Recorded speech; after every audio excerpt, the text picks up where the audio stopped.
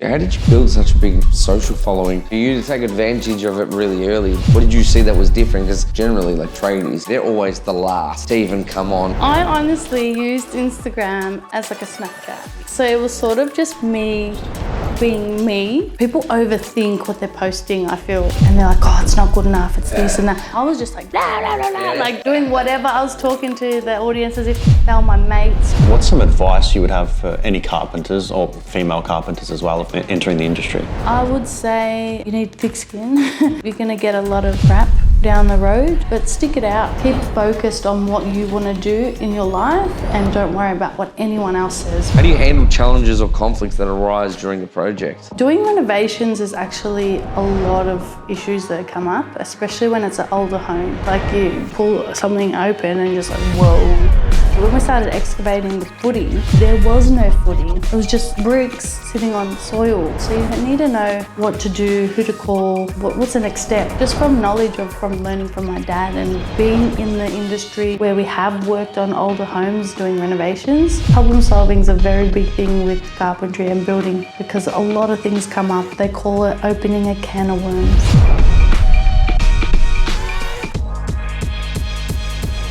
Hello everybody, welcome to another episode of The Real Estate Show. With me here today, Steph Apostolides, the CEO of the Tradie Lady Club and a carpenter/site manager for LGA Home Builders.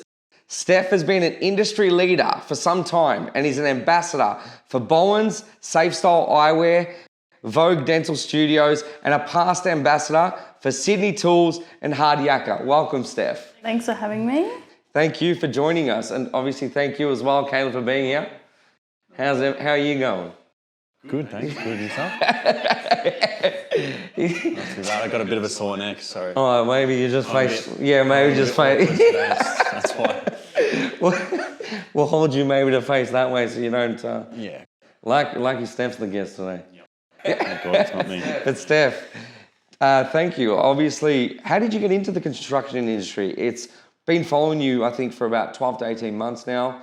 And just watching your journey, I think it's really cool because it's, number one, you've got a really big following, which is amazing, but as well, just to be, I feel like an industry leader for females is really cool. And so how did it all start? Well, my journey into construction was pretty much, I think I was about 23 and a half. I didn't know what I wanted to do when I finished high school, and I did a lot of, call centre work and sales and all customer service, and it really just didn't suit me being inside. Like, I hated it. And my dad was a builder, so he's a carpenter as well. And I was like really close with my dad, so I was like, why don't I do something with him? And I actually got into traffic control firstly. For about 6 months, and my whole family's like, why are you doing that? Why don't you do an apprenticeship with your dad? And I was like, I sort of toyed with the idea, and then I just let it go. And then, a couple months later, I was like, all right, what do we need to do?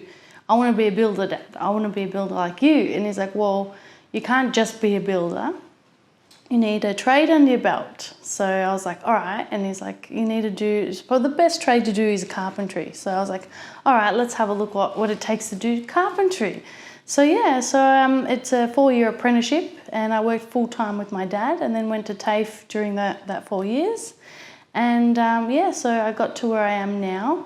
With the last year of my apprenticeship, I did a diploma of building and construction through Swinburne.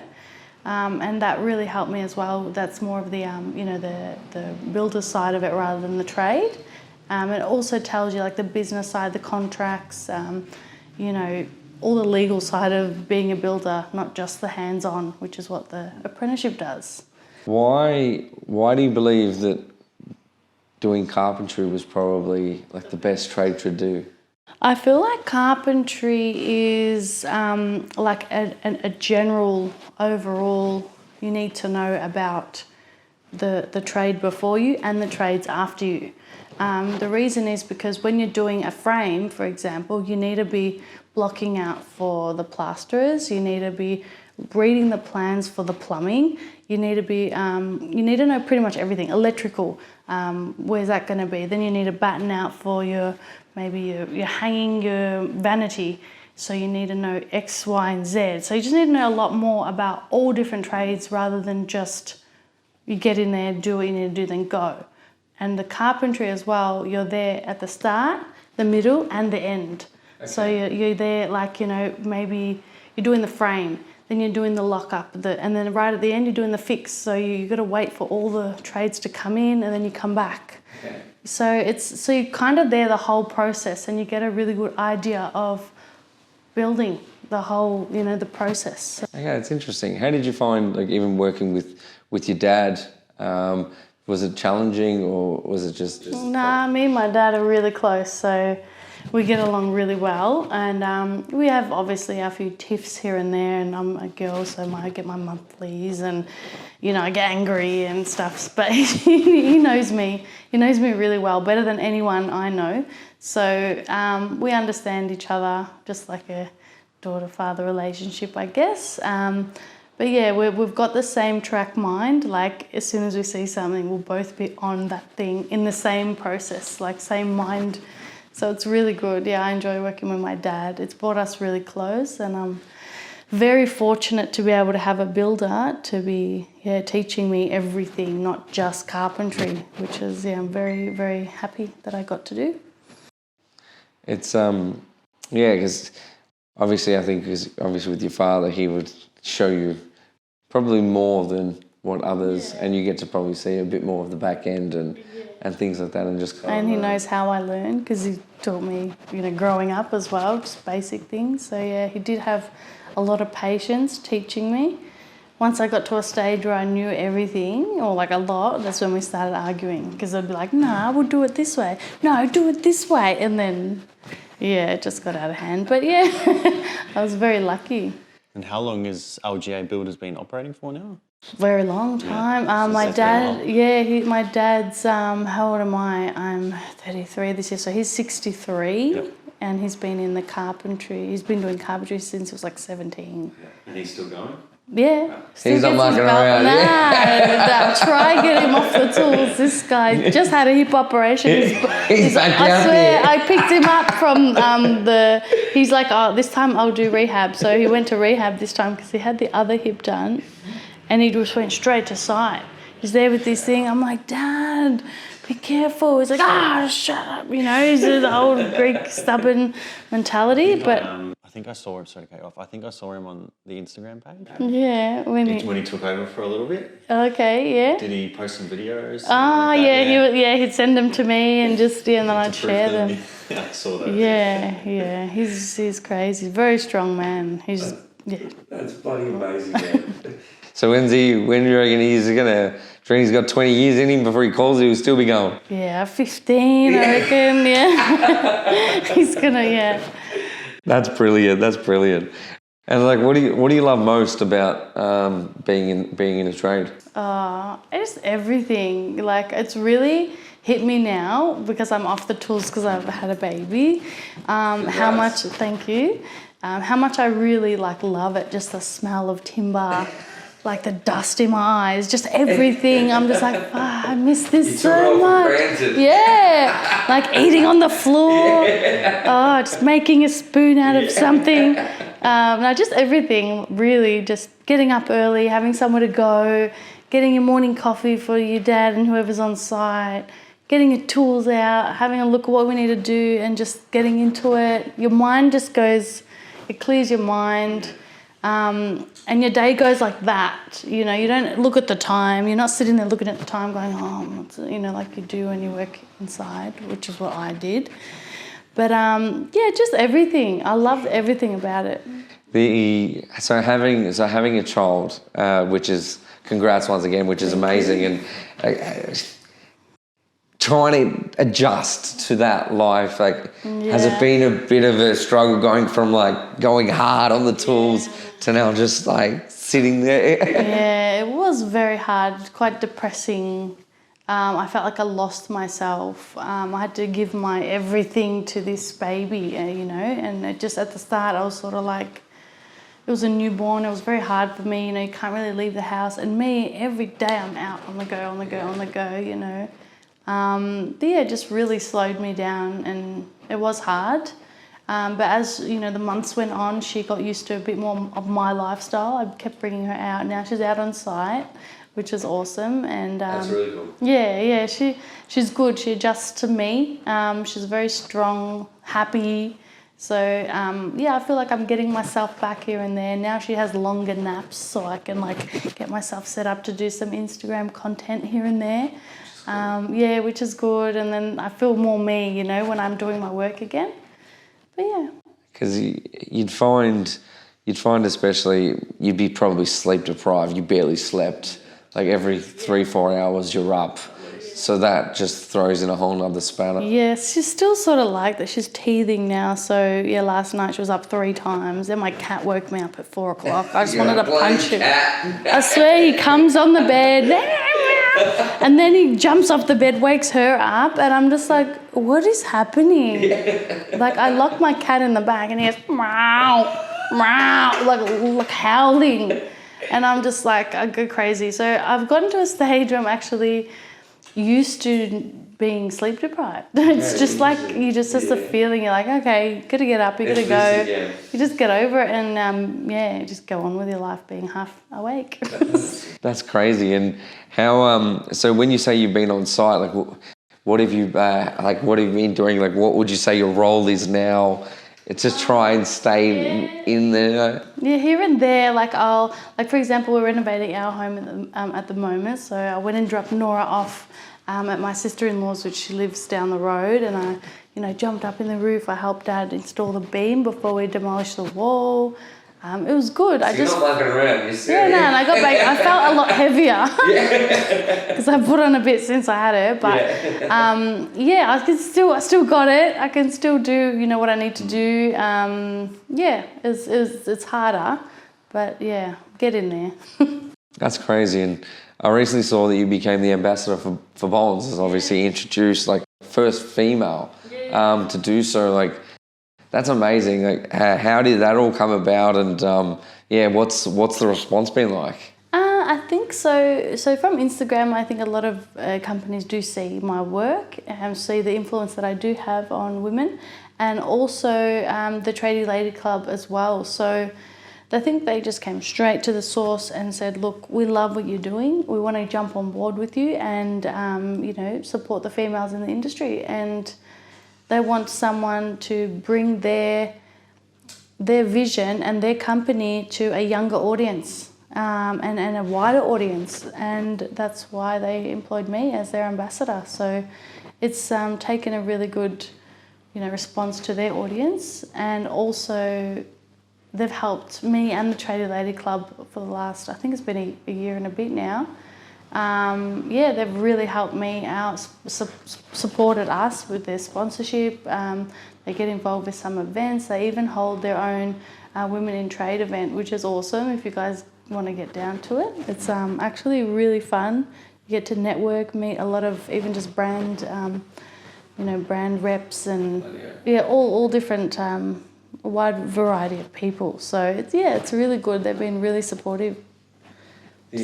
How did you build such a big social following, and why? How did that even come about? Because generally, tradies, I look at them on social media, they're always the last to even come on to even a social, creating a social media platform or creating a website or whatever it is. So for you to take advantage of it really early, what did you see that was different? Because every tradesman you speak to, they're just they don't have time, So I honestly used Instagram as a Snapchat. Yeah. So it was sort of just me being me, and I wasn't really...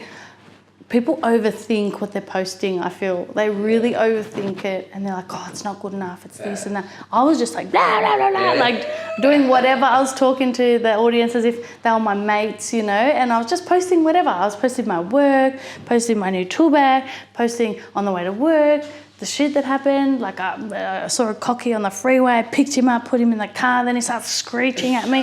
Just random stuff. I'd talk about my life. So it was sort of not really going out of my way to produce something. It just started off me. So, and everyone loved it. I was just so raw, real, and I wasn't too fake and selling things that weren't related to my page, which I find very, like when I see, for example, I don't want to say the brand just in case, but like this brand's gone to about 50 girls more. And they're like, oh, we'll give you this, and you post us. And then you see like all over everyone's page the same thing. And I'm just like, I don't want to be categorized in that. Like I'll say no to free stuff because I don't want to be seen as that. You know, and I think that's really important because it makes your page real. Yeah. You know, a lot of people want to give me things. I'm just like a laser machine.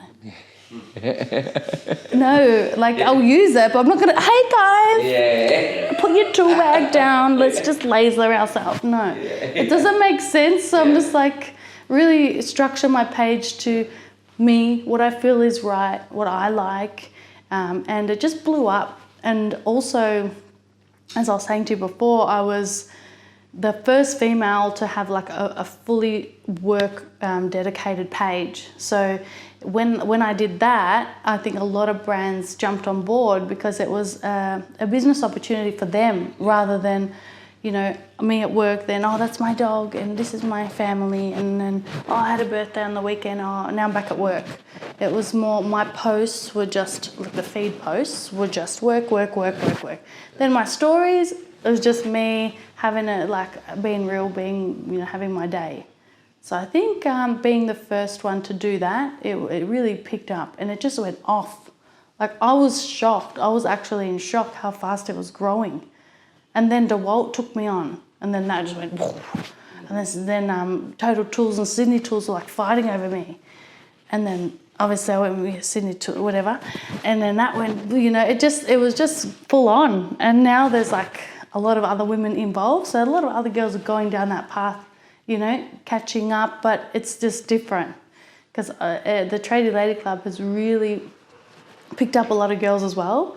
So if you see like we post, and those girls like get picked up from this and that, and then they're on the block, and then so it's just a really like, yeah, I don't know, it just blew up. That's crazy. Yeah. Like, what is the Tradie Lady Club for anyone that's listening? And Well, the Tradie Lady Club really is a social group which is on Facebook. So you have to be or have gone through an apprenticeship. You can't be just, you know, whoever wants to join. So you need to have done an apprenticeship. It's for Australia and New Zealand. And pretty much it's just a social group where everyone can just talk about, you know, different things that women go through on the work site, clothes, work clothes that don't fit, problems that they encounter, sexual assault, just really, it's a really close-knit group that we get to open up and share things with that you can't really talk about men on the job site. Like when I first started in the industry, I had no women, you know, no other women on site or no one else I could really talk to, because if you're a tradie, you go out and talk to your girlfriend about it, or she's going to be like, what? Not going to realise. She doesn't really know how the feeling or about it. So it's a really important thing that came about when I was at that stage, and it now is really helping women that don't, like, have just started to feel welcomed in a network where we can just open up and talk. And we have social groups, gatherings. So we do like rock climbing, we even did like scuba diving in Sydney. Yeah, we have like different things. We do. We're having one at beach volleyball in St Kilda. Yeah, just different things so we can just catch up and just be ourselves and have fun. And how long has that been running for? How long? When did you start? So that I think mid 2018. okay, wow, so it's been a while. And well, how many numbers? What are we at now with the? I think there's close to 2,000 Oh, wow, that's in the cool. group. Yeah. So there's you know, each event we sort of gather more girls in, because a lot of them are there but don't come because they're shy. Okay. And I'm like, just come. You're like, you know, your whole perspective will change, because when we all meet up, it's just like we're kids again. Like we're just gone to like back to primary school. We're like, well, everyone's just on another level of energy and excitement, and all the girls like still talk to each other. They've all made like friends. They all go on trips together, and I'm just like, that's mad. Like I created that, and it's important for me. That is most satisfying for me, that I get to feel that I've done that. You know, the money side of it's not. I don't really get much money from the Tradie Lady Club. It's more just a social thing and merch here and there. But seeing the girls like that, that's what I do it for. Yeah, it's amazing just getting everyone, to just come together. Yeah. What's some advice you would have for any carpenters, or female carpenters as well, of course, entering the industry? I would say you need thick skin. You're going to get a lot of, crap down the road, your process of being in the trade. But stick it out. You're there for one reason. That's to get your career up and running. You're not there to have fun. You're not there to prove to people, which you're going to have to do. But keep focused on what you want to do in your life, and don't worry about what anyone else says, because it's going to come to you. It's what people say is going to hurt. They're going to throw things at you, say you shouldn't be here, you're a woman, you should be in the kitchen, make a sandwich, you're too pretty to be on site, blah, blah, blah. You're going to cop all of that, but just ignore it and keep doing what you want to do, because there's no dress code, there's no looks, there's no level of passion you need to be a tradie, to be a carpenter, to be a plumber, to be whatever. You can do what you want to do. If you want to do it, and don't let anyone else bring you down, because Even in regards to like what you've just said, does that actually happen a lot with like men? Yeah, all the time. Like when I was even doing traffic control, what are you doing here? You're too pretty to be on doing. Really? Do I have to be ugly? Yeah, I rarely see a male doing traffic control these days. Yeah, true. It's pretty rare to see it really picked up. Is it probably since COVID, or what? Or was it just? Was it a growing thing? I think a lot of women want to get into the trade, and I feel like it's a passion within them, but they're too scared, or they don't have. I walked past the job site. I was walking Nora around. This was when I was at a job site with Dad, and I was walking Nora around the block to put her to sleep, right? And I saw this girl and a guy on site, and she was sort of just hanging around. She didn't have a tool belt on. She was just like following him and helping him. And I pulled over, and the second time I went around, I'm like, all right, I'm going to say something. And I was like, so I go, are you doing, are you working here with your partner or whatever, and are you doing an apprenticeship? She's like, no. I said, are you qualified? And she's like, no, I'm not. She's like, if I did, I would have been qualified by now. And I was like, why don't you do it? She's like, oh, I'm just too scared of all the shit I'm going to get, when I'm at trade school. And I'm just like, you would have been qualified already, and that's holding you back. That really pissed me off. Because, I just wanted to go there and just, shake her and tell her to just go. Just do it. When is it? So is it because they hear stories? Yeah. Well, people tell them you're going to get this, you're going to get that, you shouldn't be there. There's also, she might have been in a group of guys or at high school or whatever, and you just get, that sort of negative feedback. Like when I went to trade school, the first 2 days, literally there was a ring of 2-3 meters around me. No one sat near me. I was like, I was an alien. And I'm like, guys, it's okay. You can, I felt so weird there. And I just kept, I was the only girl in there, in the class, at trade school, they can be between 16 years old to whatever, 35 years old, and I guess I just was scared to sit near me because I was a girl. And then as time went on, I had my crew, and they protected me wherever I went. They were my mates. I still talk to some of them. And they protected me. So when I was going through the trade school, you'd get kids from other classes whistling, this and that, and I'd yell at them, fuck off. I full turned on them. I'm just like, shut the fuck up. And I'd go up, and the teachers come running. He's like, what's happened? I'm like, this is it. And then they go get told off, So I just sit there losing it. I stand up. You got a thick skin. Yeah, man. Oh. You'll put the gloves on. Yeah, I would stand up for myself, for any other woman I will stand up for that's going through shit. It's not, who are they? I'll smash you. Like, who are you?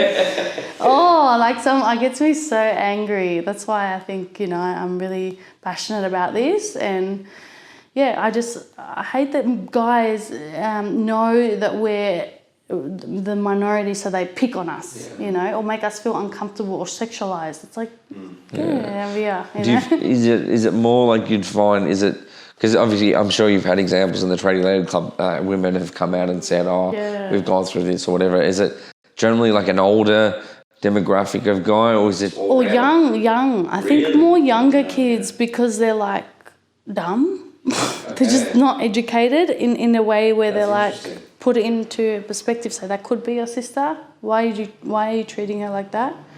Or they're a lot older, as in the old school ones that are set in their way, and the ones that the men work, the women stay home.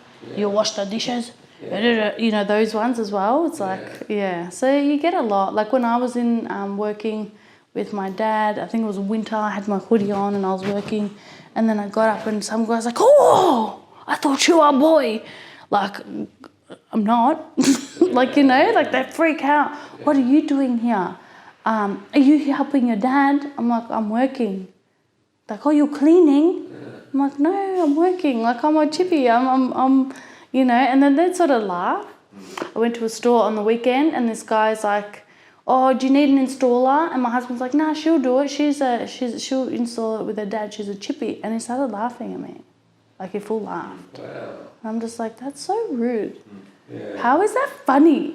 Yeah, that's interesting. I called and he ended up calling me 2 days after and he apologised because I complained. I said, I'm there and representing, like, I'm going to do a collab with you guys and one of your reps are bloody laughing at me. Oh, wow. It's just, they're not educated. They're people that aren't educated or not really, I don't know. Before they... Yeah, could be cultural as well. Yeah, it's cultural thing. That's interesting. Even so, when you go and when you turn up for jobs and stuff like that, when you're going to quote the work, how do you find that? Because I'm sure when you turn up, they're not expecting to see a woman. Yeah, I went to a quote by myself once, and it was very nerve-wracking. But it was okay. You get used to it. Yeah.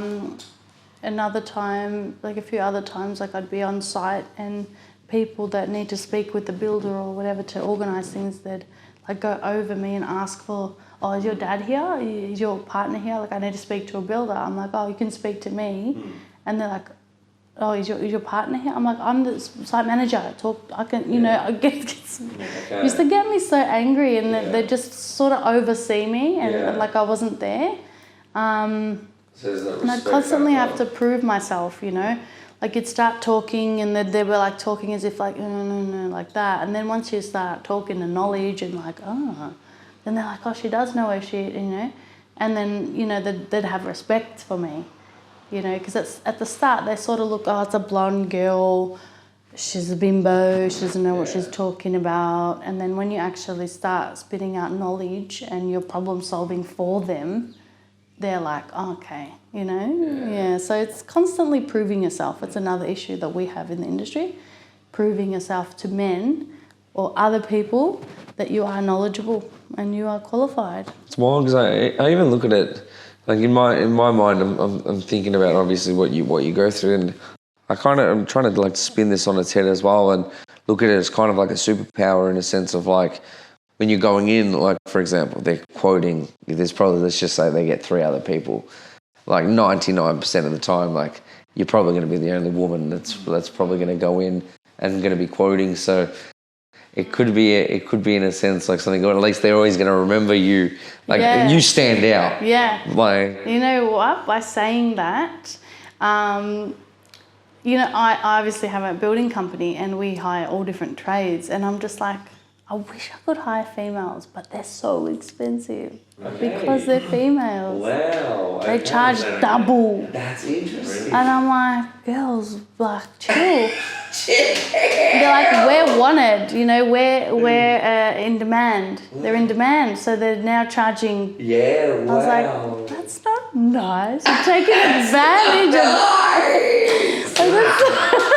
It's taking advantage of being a chick. You're like, we're trying to empower and let's do this all together, guys. And they like smack you with a bill. And I'm like, Double. I'm like, okay, we'll just get back to the guys. Yeah. I feel like people So might be funny. more inclined to trust a woman tradie though. Yeah. I probably would be, rather than a male. Like, Yeah. Some women like strictly request women, you know, just feel safe. And some, even the Muslims as well, because they don't want men in the house if their husbands aren't home. And yeah, just generally would trust a woman over a man, you know, being an only woman in the house. Yeah. So yeah, but yeah, be careful. Do get 3 quotes when you... Yeah, that is wild. And what are like when you say there are a lot starting to pop up that you're seeing, like even creating social media platforms and getting themselves out there? Yeah, heaps. That's wild. Like, all the tradie ladies, like most of them have their own. Compared to the men which don't. Yeah. Well, you know what I found, like, because I'm Melbourne Chippy chick, right? A lot of girls are like creating names as in for their trade, and it's becoming their sort of nickname. Like for example, Gabby the Cabbie, Camilla the Corker, Pink's painting, Women in White painting. Like it's really cool. Like a way of, you know, you create your platform, and it's just you by yourself. But then once you get sort of out there, it boosts your business because they know you. Oh, I know you from Instagram. Like they don't know you really, like, but I've seen you like when we do the events and stuff. Like I've been following you for 3 years. Finally, I get to meet you, and like they're on the block, and like girls have just blown up. Like I did a news report at my job site, and they're like, oh, we need a few different trades. I'm like, I'll bring painters, I'll bring 2 plumbers, I'll bring the cabinet maker and an electrician. So all those girls that I brought to my job site, I think it was Channel 9 or Current Affair. I've been on a few, so anyway. Those girls are now like really well known, you know, because their name's all over the news, you know, and they're like, oh, we want women painters. We want women, you know, female plumbers. So their names, because they were all wearing their business logos, I've just now... That's crazy. Yeah, it's been mad. So it's good that I get to expose women as well and get them out there. And so did you find even for your business in yourself, like the amount of times you get called in because of your brand, like on Instagram, like was it like obviously you're building it, you were just doing your thing, but then it just became this thing where you actually started building it, and were you getting called in and getting business from it? Yeah, well, surprisingly, my dad's like an actual quotes and stuff, like people that would call to get quotes. Some of them knew us from Instagram. Yeah, it's cool. But the big jobs we wouldn't get from Instagram. Yeah. So the work that I got on Instagram was more promotional work. Yeah. It was more collabs or women in the trade or getting together, having sponsorships. So it was sort of that business for me on Instagram, not really through my work, which is really weird because everyone that I've sort of promoted, they get business, you know. But I feel like maybe people are like, oh, she's going to be that busy or she's going to be too expensive or whatever they think. Maybe they just don't call me for that. I'm not sure. But LGA builders, guys. Get in there if you need a reno or a unit built. Mate, you guys do everything. Yeah. Nice. And talking about the block, I reckon if you applied, you're a home run. Yeah, I know. 100%. Yeah, I know. I'd like to. It'd be amazing. I actually have half applied twice. But it's just hard now with Nora, my baby girl. I couldn't imagine being not with her. Like if I could bring her with me or just have her dropped off for the day, I would definitely be on it. But I couldn't leave her at the moment. I remember watching one of the couples that were on, and they missed their daughter's first birthday. Yeah. Oh, I would have died. Yeah, okay. That's hard. That's pretty intense. Yeah. Maybe you and your daughter just sign up as contestants. Wait for her to grow up a little bit and then you can jump on. That's so good. She'll be the foreman. Yeah. I'll carry her on my little carrot. Bloody-o. I reckon. Bloody-o. True? Yeah. Oh, that would actually make ratings go. 100%. And everyone loves Nora. Everyone's like, oh, Nora. on Insta. And I'm like, you know what? I'm just going to make Nora her own page. Forget about Melbourne Chippy Chick. That's what I'm saying. I reckon you apply in the bag, in the bloody bag, and you've got an excuse to kind of like step aside and do it, because it does take, what is it, 12 weeks or something? Like, what's the... Yeah, I don't know. That's a long time. Yeah, to be away from your daughter or work or, you know, and if I did go on, you've seen my husband on social media? Yeah, so he's got a good following too. But to bring him away from work, it'd be hard, as they said about the money, you know, paying bills and things like because that. then you're obviously focusing and you've got clients and they're bringing in, a decent amount of money, and then you're pretty much like not doing it to risk that you're actually going to get something done. And you see what happened with the block. The market wasn't that strong and only one really made money and the rest were just like, So you're in debt the 12 weeks of no income, then debt the 12 weeks of your repayments. So it just really puts you back. So. 100%. And generally people that go on it, they'll go on, they'll get a following, and then they'll kind of move where you've kind of already got a pretty decent following. I actually was on the block once. Okay. And I got kicked off. Oh, what happened? So I went on with Curcio tiling. He does like the tiling. He's the best tiler ever, right? Plug Curcio tiling. Oh, he's expensive but amazing. Anyway, so I went on with him as a labourer, just for fun, having a girl on site, and he had another girl working with him as well. So we're there just like enjoying the day, and then we went out, we got a coffee just outside the block, and I'm like, oh, can I take some like pictures and stuff? He's like, oh, you can, but not inside the house. So I'm like, all right, done, And then we took a photo with this guy. I didn't know who he was. I don't watch TV. I don't watch the block. So honestly, I actually don't have time to watch television. Anyway, so take a photo of this, that, and the other. Get on. I got on site, and everyone there's like, Melbourne Chippy Chick, all the chippies, the builders are coming, even the people that were on it, like the contestants, taking photos of me. And then I think the camera guy's like, who the hell is this? Who is it? And then I think he looked at because I had my Melbourne Chippy Chick top on, and he goes on my Instagram, saw my stories, and I'm not supposed to be posting anything. Right. And he's like, did you get inducted into this? And I'm like, yeah. He's like, what are you taking photos? I'm like, oh, I thought I could take photos outside. But he goes, this person's what are they called? Like a special guest on the show. So I'm putting on my story now. And he's a special guest from a few shows ago, so he shouldn't even be there. And I was like, I have no idea. I'm so sorry. And he's like, get off. Yeah. Kick me off. So I was like, right. yeah, so they know me. Yeah. They do know me very well. And so did, they all know me. I was going to be on, what's her name? Don't worry. Anyway, yeah. On another topic, I wanted to ask, what's the most challenging part of your job? The most challenging at the moment now is physically, because I have had a baby and my body's not as strong. But yeah, at the start would have been mentally challenging, just going through all those all the negative feedback and persisting through that, and then not having self-doubt on yourself to think, am I actually doing the right thing, or is this going to be a joke to people? Got through that. Then it is a bit strenuous on the body over time. I was very fit and athletic, and I was very in good shape.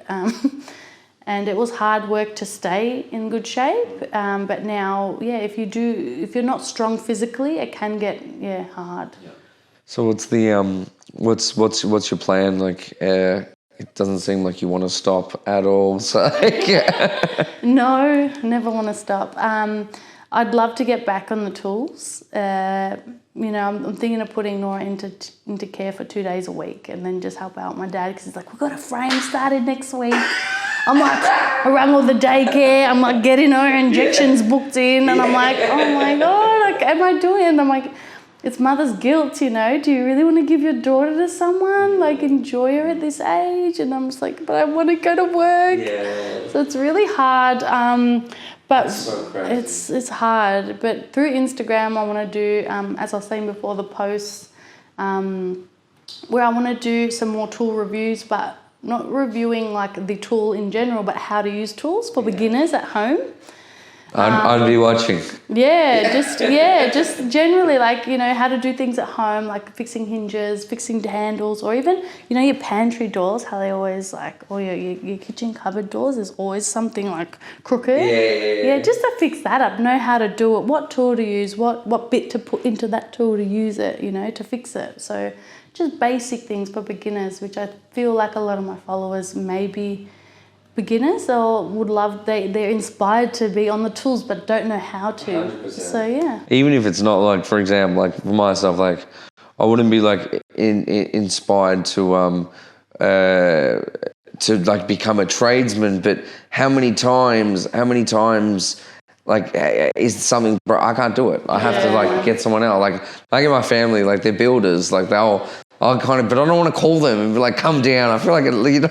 I should be able to do it. Literally. So something. Yeah, so I think that's an amazing idea, and I think it'd be brilliant. Like even if you started like a little short series on TikTok and YouTube and Instagram and all that jazz, and it'd do extremely well because people want that content. You know, I think it's amazing. How do you handle challenges or conflicts that arise during a project? Well, doing renovations is actually a lot of issues that come up, especially when it's an older home. Like you pull something open and you're just like, whoa. You know, we were doing an extension to an old house in Brunswick, and there was plans for engineering and everything, so pretty straightforward. But when we started excavating the footing, the house next door that we're not supposed to undermine the footing, there was no footing. It was just bricks sitting on soil. And we're just like, you know, so you need to know what to do, who to call, you know, what's the next step, you know. So just from learning from my dad and being in the industry where we have worked on older homes doing renovations, you know, let's call the engineer, let him know we need to, you know, problem solving is a very big thing with carpentry and building because a lot of things come up. They call it opening a can of worms. It's true because like you don't probably expect one thing and then like it's just a straightforward reno. Bad. No, something's wrong. Yeah. So sometimes you think it's just like the surface, rip off the tiles, redo the tiles, but you rip up the tiles, all the subfloors rotten. You have to go back 3 or 4 steps to fix it before you can complete it. So, you know, having to explain that to the client, you know, tell them it might be an extra 10 grand, you know, it's hard. It's hard, but you got to know how to do it, explain it to them, word them up. We can fix it, but, you know, in 4 or 5 years, your floor's going to rot, your tiles are going to crack, and then you're going to have to do it again. Yeah. So you might as well do it properly. We're here. Yeah, so knowledge is key with, you know, renovating and problem solving. In regards to that, what are some of the biggest mistakes you think that home builders make? I think this day and age, a lot of builders are going broke because I feel like a lot of tradies try to undercut other tradies, and you know, when it comes time to doing it, it's not that cheap. And I feel like we as builders, we tell them how much it's going to be. It might sound expensive and it might, you know, be a bit over their budget, but that's what it's going to be, rather than let's quote it cheap. Then we blow out on their budget, and then the builder goes bankrupt and leaves the clients with a half-built house or half, you know, renovated bathroom. So yeah, I feel like builders do that a lot lately. It has been happening, and also that could have been due to COVID and the actual price increase of materials. Yeah. So yeah. How do you see it like now? How playing out this year? Are building costs going to come down, or are they going to go up or stay as it is? Like how do you? I think it's going to go up or stay as it is because a lot of materials have now become like non-existent, like we can't get it anymore, or there's like a 12-month wait. And the thing is, it's hard because people that are building hire a builder, but then those people are paying like a mortgage or something. So if they're late on their repayments of, you know, you need to move in and start getting money for that house, they're then going to fine the builder for the, liquidated damages. So for example, we were going to build 2 townhouses for this guy, and he's like, each week that it's late, we're going to charge you $2,000 or something crazy. And I was like, what if we're late because of COVID? Because of the materials, then they're not available. You can't do that anymore. Like you can't estimate something like you used to be able to estimate a job because it's blown out and materials aren't readily available as they used to be. So it's hard in that sense, and to win projects of people that might just take on that chance. My dad's like, no way. Because take that off the contract, and then I'll sign it, or even put it down to like $200-300 a week, because how do we know? And it's hard. So yeah, we didn't end up taking on that job. Give it to someone else that's willing to take that risk and then go bankrupt. No thanks. That's wild. That's wild. What are some of the design trends that you're seeing for 2023 or just in general? Oh, I don't know. 2023, I feel like the Hampton style's like, it has been, but just lately it's just blowing up. Like I'm in Spotswood at the moment, and like There's a lot of them. A lot of them, yeah. And it's nice, I guess. It's not very... I feel like a lot of the light style now is going dark again. Like it went black and then it went really light, and now the design's all going dark again. But that's nice. I'm doing my home now with darker floors. I've always done like quite light floors, and now we're going dark again. So we'll see how that comes out. But yeah, other than that, yeah, that's what I've been seeing lately. How do you stay up to date with like industry advancements or like technology, or like are you seeing like people starting to use like Google Home or just anything like that? Anything interesting? I find that like with my clients, we're not at the high end of, the building houses. So we don't get too much of that.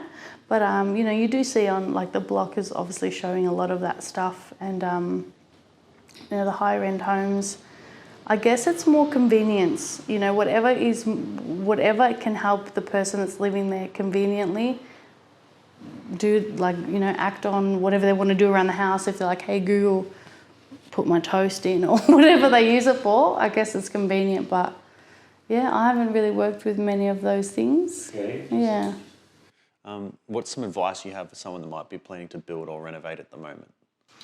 Oh, wow. I know it's a tough one. It's probably a lot. Yeah, so I would, if you're doing it yourself, I would definitely get 3 to 4 different quotes for each trade, because, they could vary.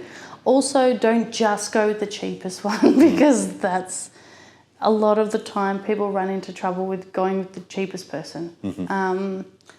Maybe the medium one, or maybe just ask to see some of their previous work. What else? Do you find there's like hidden costs even with the cheap one?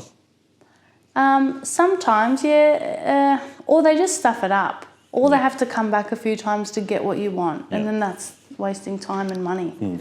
As builders hiring people like that, it's just like, we should have just paid the extra $1,000 and it just would have got over and done with, not put up a hold on all the other trades now. So we learn during each renovation and build that we do, there's always something that goes wrong, and there's always something that we learn in. And I've had to convince my dad, he's cheap, but look at the difference. Like the tiling, for example, things that are surfacely seen, go all out on. You could go a bit cheaper on the plaster that's going behind the tiles, go a bit cheaper on things that are hidden.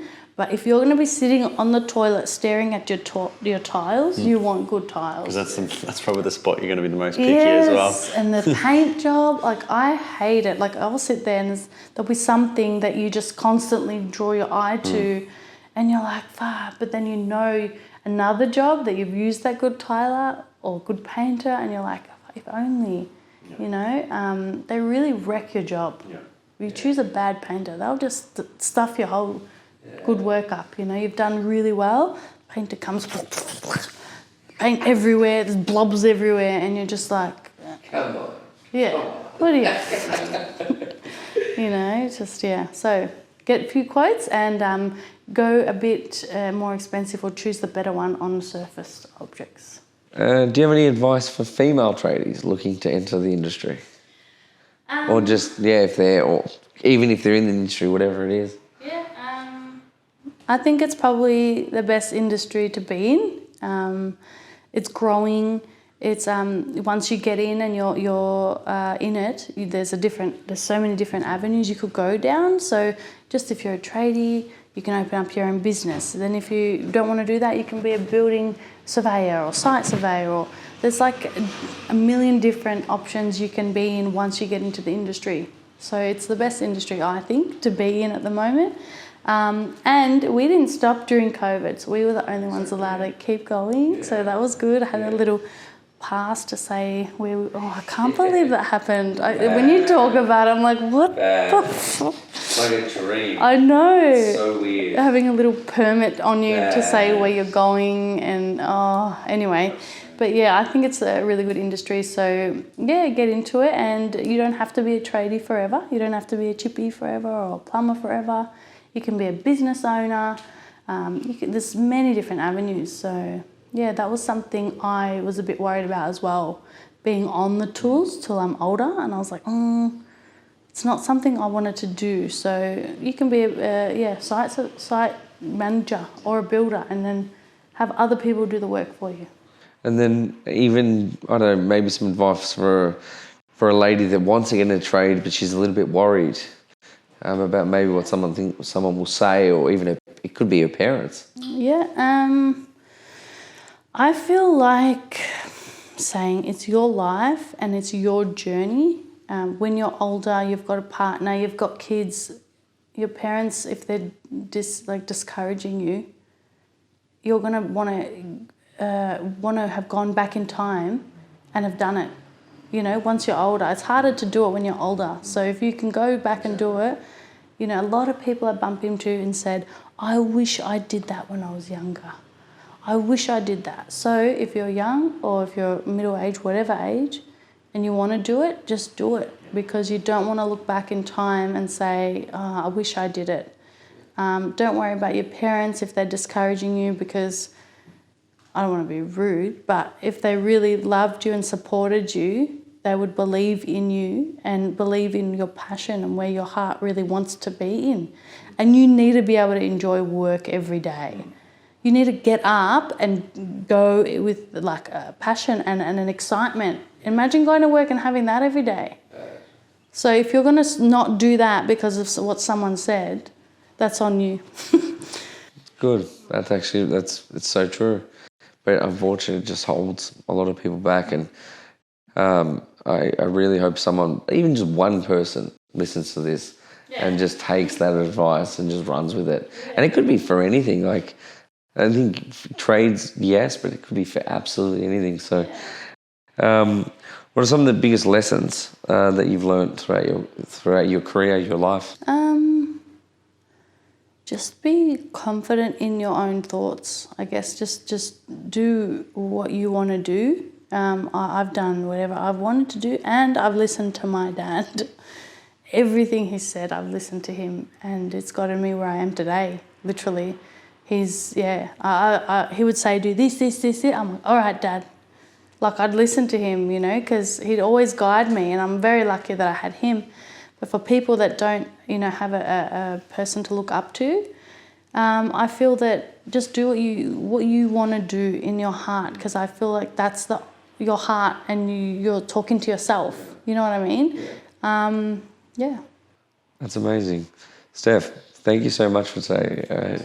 Thank you for providing so much value. And just keep doing you. I think probably the biggest thing that I think is really cool is the Tradie Lady Club that you've started. So if anybody, how can someone join that?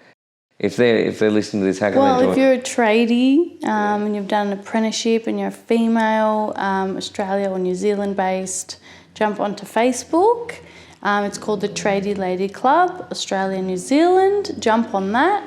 Just answer a few of the questions and you'll be a part of it. There's also a support group. So it's for girls that haven't qualified yet, haven't done an apprenticeship, and that would like to ask questions or be a part of a group to feel more comfortable. So that's called the Tradie Lady Club support group on Facebook as well. We also have Instagram, so it's TLC by MCC, and also, sorry. And then there's my Instagram as well, Melbourne Chippy Chick. But yeah, for the Tradie Lady Club, there's those two, and there's merch you can buy, which is on melbournechippychick.com.au. That's really popular with the girls because it's like when we first started the group, that's how it started. With stickers for a car and then the t-shirts, and it was sort of like that was our crew. Like you wore Tradie Lady Clubs, like whoa, what? And the girls like what? And it was just like this massive like power man on your back, like on you. So it was like, yeah, don't mess with us, you know. Yeah. You mess with one, you mess with all of us. Yeah, we'll come after you. No. Yeah, so it's a really good thing to have. And then at the events, everyone just wears their, you know, TLC gear, and it's just mad. Yeah. When is the next event? It's actually 11th of February. Oh, so very close. Yeah, very close. Next weekend, yeah, it's St Kilda, the volleyball courts there. If you don't like sand, there's a lot of grass area too, and pet friendly area. So yeah, we'll just bring, you know, friends, family, bring your own picnic set up and just play volleyball, and people can have a few drinks. And I don't drink, by the way, which is not as fun. But yeah, come down and join the fun. Yeah. That is really cool. Thanks. And so, do they just kind of turn up? Do they need anything or? No. I've actually, like with the event, I've created like an Eventbrite link so you can register that you're coming, just so I know numbers. And there's also 2 tickets. One is just you're coming, so it's free. Then there's a $30 one where you can actually purchase a t-shirt, like a merch t-shirt of that day. So it's going to have like the date on it, the location, and then that will be like a memorable thing. So I've had that for a few events, like different ones. So girls would have them like, oh, I had this from back then, and yeah, just something special. Just as like it's mad, just to kind of show who's the OG and who. Yeah, well, talking about that, you know, Tradie the underwear. Yeah, they tried to sue me. Oh, really? Because my logo was similar, but I just got the font off a free font website, so they would have done the same thing. But they, put a thing on it where you can't use it. Copyright, that's right. So yeah, I had to change my whole logo from like Tradie Lady Club it was, but the Tradie looked like Tradie, which it did similarly, but you know, I didn't have anyway. So I changed it. And then all the girls that had the old school logo, they're the OGs. Yeah. Nice. So at least there's something that can distinguish. That's brilliant. Well, Steph, thank you so much. No worries. Can get some yeah, we definitely need it. We definitely. I'm sweating like everyone.